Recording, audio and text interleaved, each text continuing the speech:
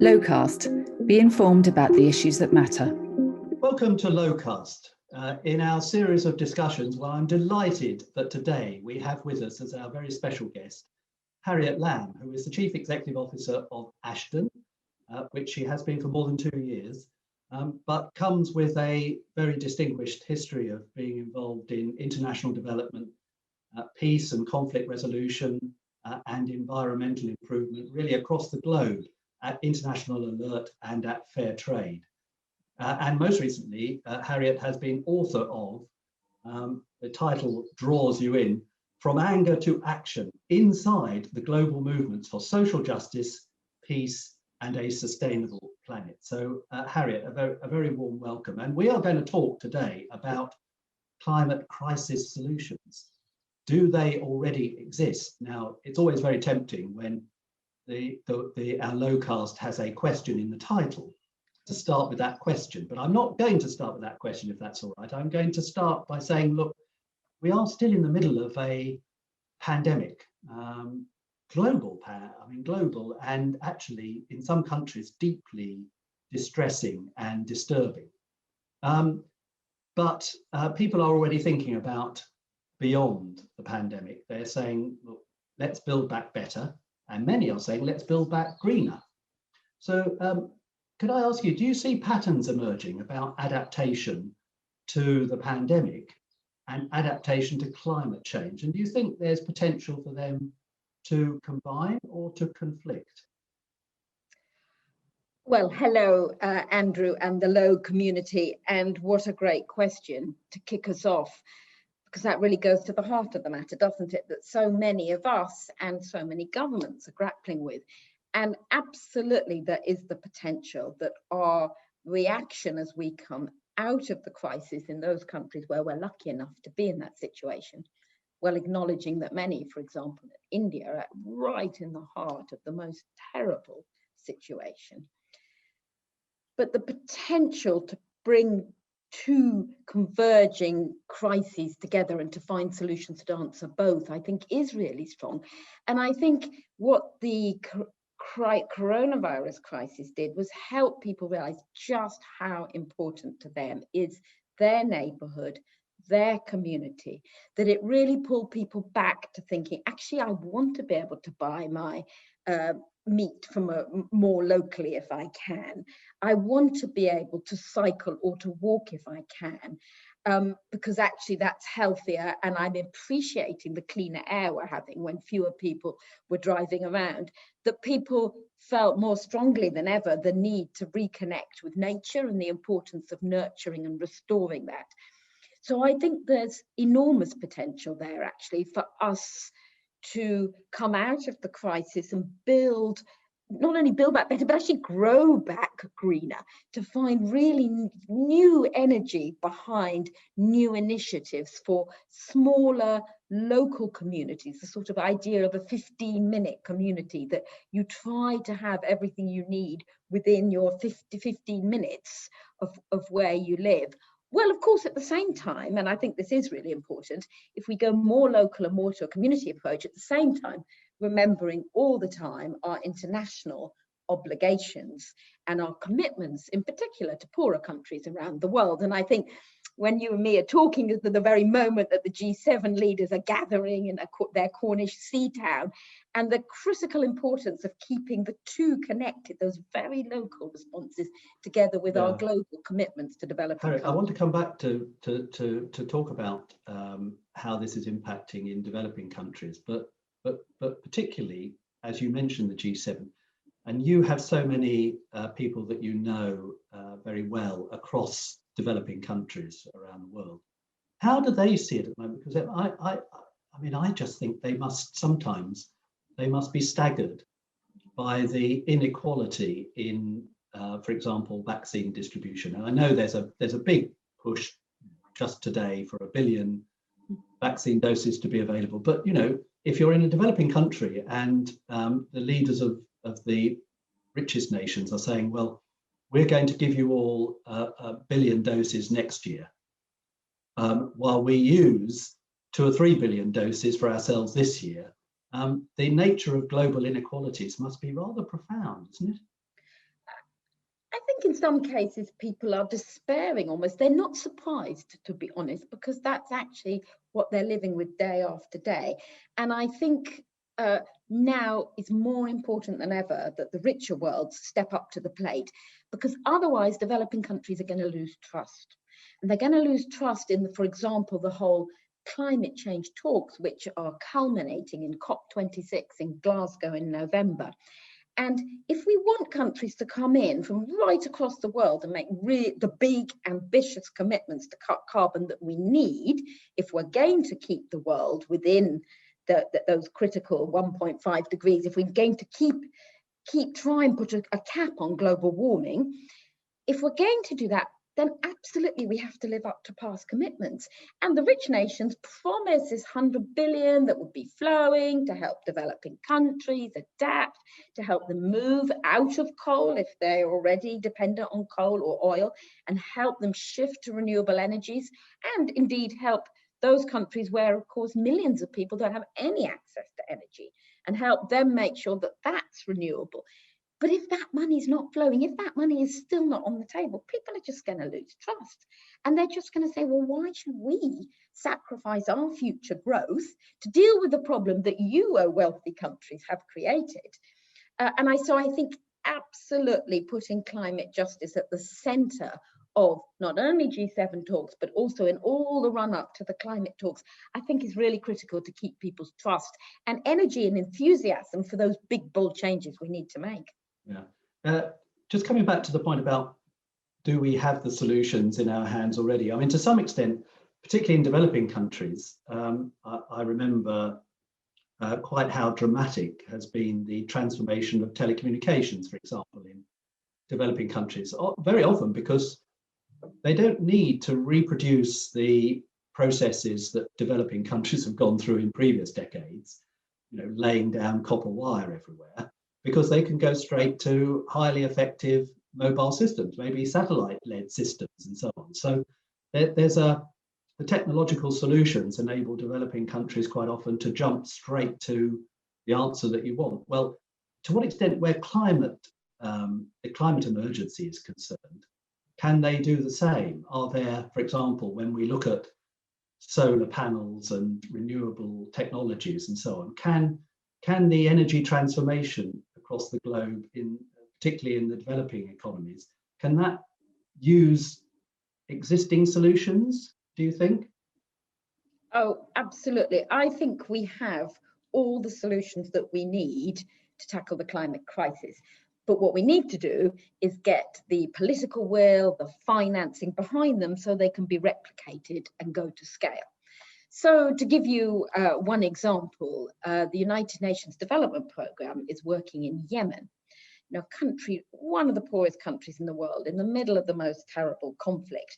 And the one thing they do have is the sun.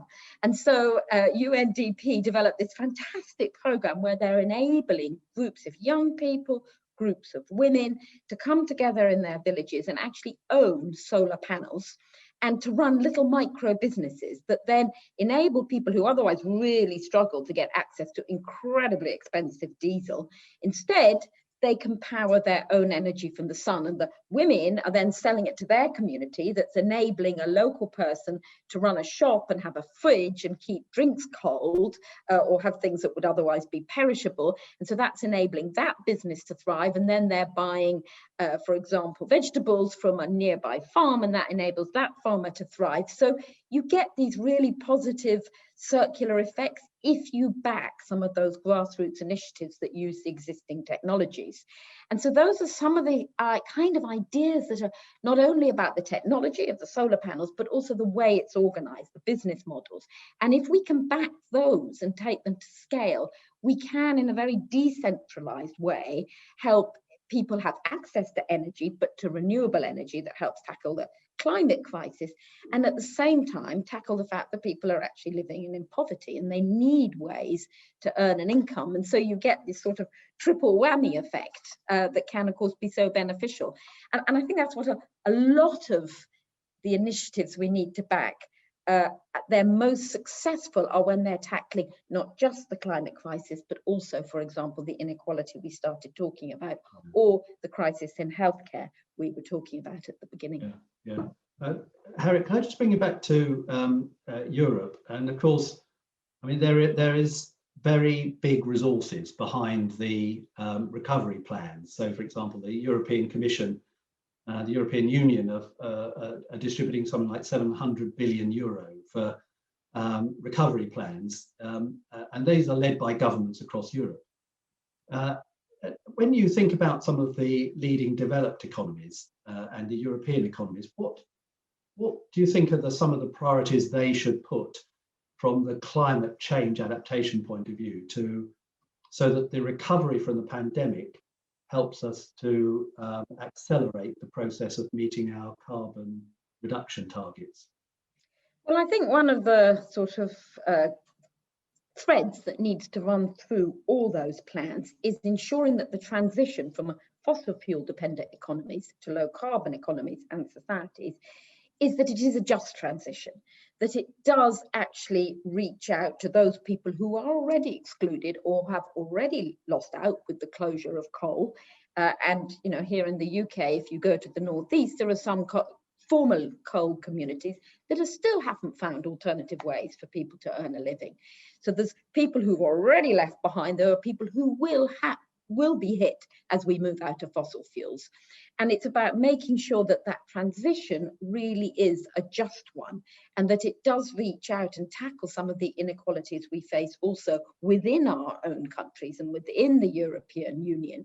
And why that's so critical is that will help build public support for the actions on the climate. An example of it was from the Gilets jaunes protesters who took to the streets in France against taxes on fossil fuels. And what one of them famously said was, "You're worried about the end of the world. I'm worried about the end of next week." And if people don't see that they have an economic future and that they will actually benefit from the climate plans, then they're going to reject it and they're going to get in the way of it and they're going to stop it, as we saw there, or as we've seen in many towns. People get very cross when local authorities decide to close streets to try to clean up air, to encourage people to walk or cycle more. People get cross because they think, well, that's stopping me doing what I need to do. And so the key is that we make sure those plans address people's priorities first and foremost, and because then people will get behind them and back them. So to give you another example, many people live in old, cold homes. Those homes are leaking carbon and they're not great places to live. If people see that retrofitting those homes gives them cozier homes, warmer homes, which are nicer to live in, and lower fuel bills, well then of course, who's going to be against it? Everyone's going to say, great, oh, and good. It also helps cut my carbon footprint. But the first priority is to have a cozier home and lower fuel bills. So I think running through all these government plans to find that greener future must be also always looking at what are the benefits to people, and in particular those people who are otherwise going to be left behind. Yeah. But do you think also, it's interesting because I know one of the things you were writing about just recently was the potential for the green industrial revolution to be a major source of jobs. But we need those people to have the appropriate skills. I wondered if across Europe, you know, is part of the objective to invest in giving people those skills, because of course, you know, then of course people are invested personally in the climate change adaptation because they are providing the products and the services that help to support the adaptation. Oh, I couldn't agree more. And I think that we need to focus now, on the green skills that we will need in 5, 10, 15, 20 years time, because obviously it takes time for people to come through the system. And sadly, we are way behind in the UK. And I wonder if there's a lot we could learn from some other countries within Europe. But to go back on the theme of housing, in the UK, we know we need to retrofit to improve 11 million homes by 2035. We know how to do it. We have the solutions. We know how to retrofit. What we absolutely lack are the people trained to do it. So we only have 500 retrofit coordinators, the person who has to come in and help you work out what to do with your house. We actually need 36,000. To give you another example, in the UK, we have 96,000 people who know how to install the gas boilers that we love so much in the UK, that we love to cook on and we love to heat our homes. What we need to switch to are heat pumps, ground source heat pumps, air source heat pumps. We only have 950 people who are trained to do that. So we have this yawning gap. And actually, it's one of those, it's not very often, you'll know as a politician, obviously, what do you need? You need brilliant ideas that will help create jobs. It's one of the most difficult things for government. And you just feel here on a plate are opportunities to create jobs right across countries. They're not concentrated jobs, they're diffused jobs to help all our homes, to help all our schools reach zero carbon. Those jobs can only come if we start training people now in those skills that they need. No, you're absolutely right. And at the moment, we are very much at that stage of fortunately having a high degree of international consensus, not least now with the US administration supporting it. We have a great consensus that should set us up to have nationally determined contributions at the right level, the ability to set a path targeting net zero. But the delivery is the issue, isn't it? And what you're describing is about making that delivery happen. That's so right, Andrew. I just quickly to say, I find really odd in the environmental movement, because on the one hand, you think, oh my goodness, everything we ever dreamed of is there in people's words. And then you turn here and you say, oh my goodness, we are just not changing fast enough.